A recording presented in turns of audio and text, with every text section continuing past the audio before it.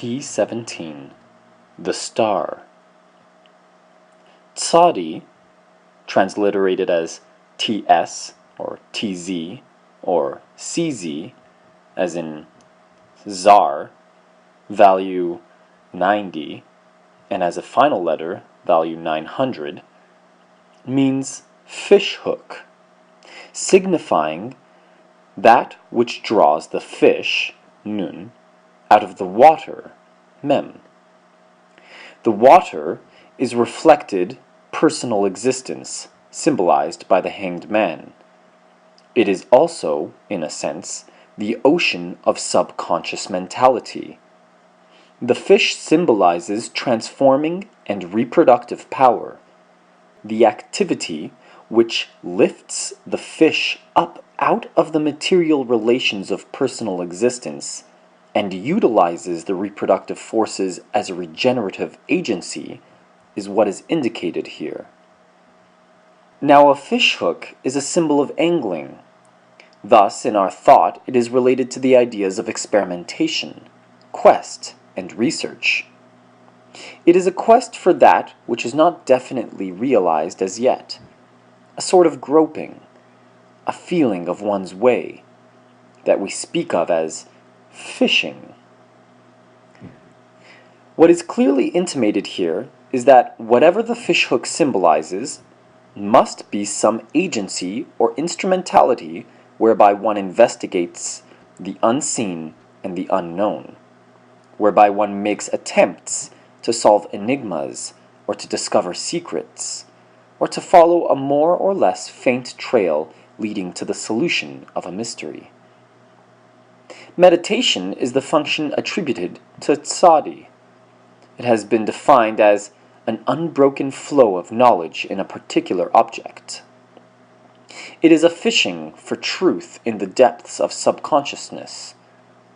The Hebrew word means literally conception, and is a transference to things mental of the idea of physical conception. It refers to the budding or germination of ideas. Germinal processes in both plant and animal organisms go on in darkness. They are, moreover, rudimentary. What we are considering here, therefore, has to do with the early stages of mental unfoldment, with the genesis of ideas, rather than with their full development. Practically, meditation is the only safe regenerative method, because it draws nerve force up from the reproductive centers without any actual fixation of attention on the centers themselves, and without any thought about the sex functions. South above, the direction attributed to Tsadi, is the line on the cube of space joining the upper ends of the lines southwest and southeast, and forming the southern boundary of the upper face of the cube, or the upper boundary of the southern face. It combines south, key 19, the sun, with above, key 1, the magician. This is the combination of the radiant energy of the sun with the directive influence of Mercury. Meditation is the direction of currents of solar force by acts of self-conscious attention. Aquarius, the water bearer, an airy, fixed sign, is attributed by Kabbalists to Tsadi. It is represented by the man among the living creatures of Ezekiel and the Apocalypse.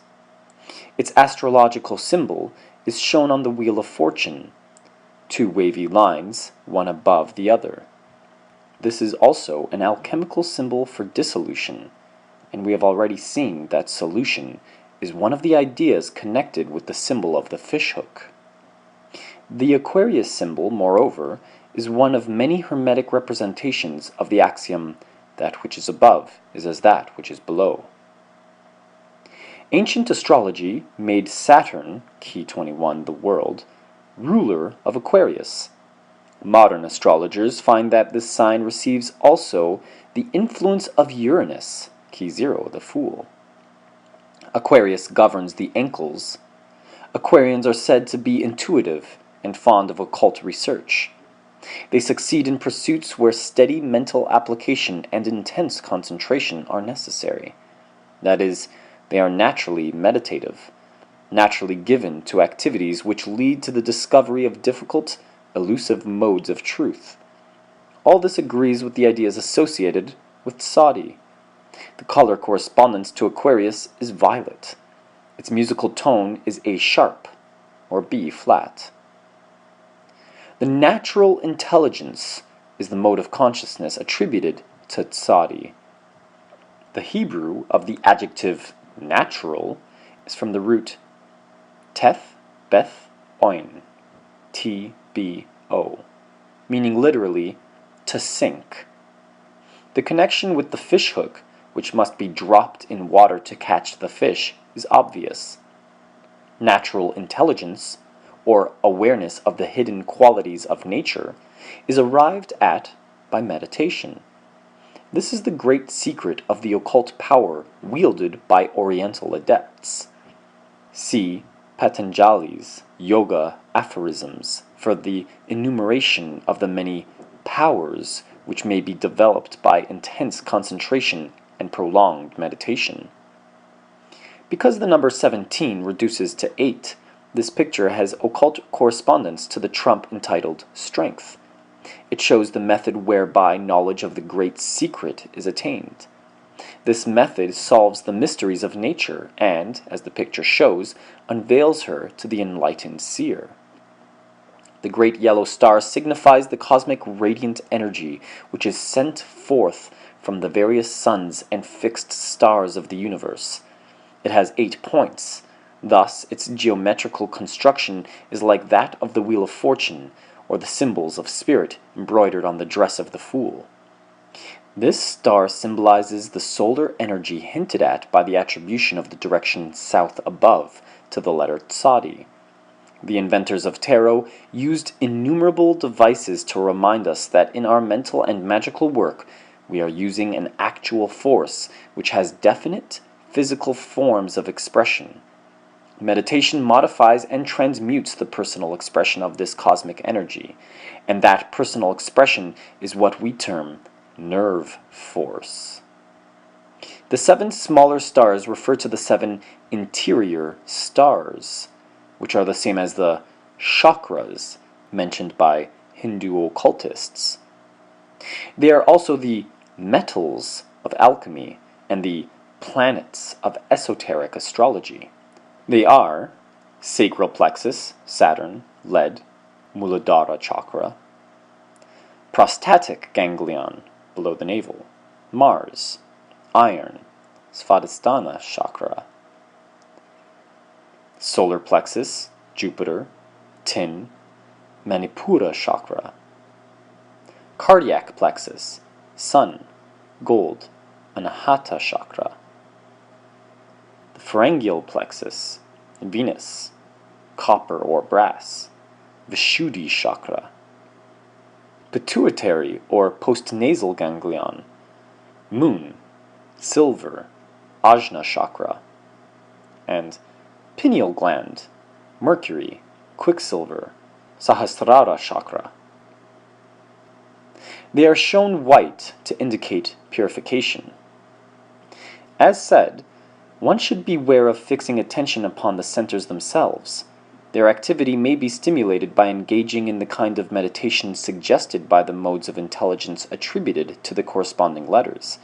Thus, Saturn is represented in tarot by key 21 and the administrative intelligence, Mars by key 16 and the exciting intelligence, Jupiter by key 10 and the intelligence of conciliation, the Sun by key 19 and the collective intelligence, Venus by key 3 and the luminous intelligence, the Moon by key 2 and the uniting intelligence, Mercury by key 1 and the intelligence of transparency. Using the tarot keys just enumerated as centers for concentration will arouse the activity of the corresponding centers without any danger of physical congestion. Remember, this is mental angling. This outline and its explanations are only guideposts. They are intended to tell you how to make use of tarot. Yet further investigation and study must supplement what you will find in these pages. When Eliphas Levi promised the acquisition of a universal science from the tarot, he implies that the student must use the keys.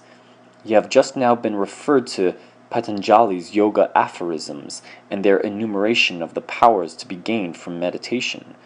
The tarot pictures are keys to the liberation of such powers by the same method. Behind their symbols are practical secrets of occultism which cannot be put into words. Lesser secrets, too, are hidden there, which might be written out, but my teachers have convinced me that such a course would be inadvisable. The plain truth is that the first rule in occult teaching is that the pupil should be told almost nothing that he can find out for himself. These pages put you on the track of discovery. Your own work with the tarot keys is the only thing that will bring you to the point where you will possess actual first-hand knowledge of the secrets of practical occultism. The mountain in the background means just what it does in keys 6 and 8. It is a symbol of the great work. The bird on the bush is a sacred ibis. This is the Egyptian bird sacred to Hermes, the magician. Its long bill is a natural fishhook, perched on a tree which represents the human brain and nervous system. It symbolizes the act of bringing intellectual activity or the thought process to rest by concentration. We have to stop thinking in order to meditate properly, and when we stop thinking, truth unveils herself to us. The woman is Hathor, or Mother Nature. In some respects, we may identify her with the Empress. In others, she corresponds to the High Priestess. She is also the woman who, in Key 8, tames the lion and opens his mouth. For meditation is largely the utilization and direction of the powers of deduction and imagination peculiar to subconsciousness. The knowledge gained in meditation is gleaned from the imperishable record of the memory of nature, symbolized by the scroll of the High Priestess.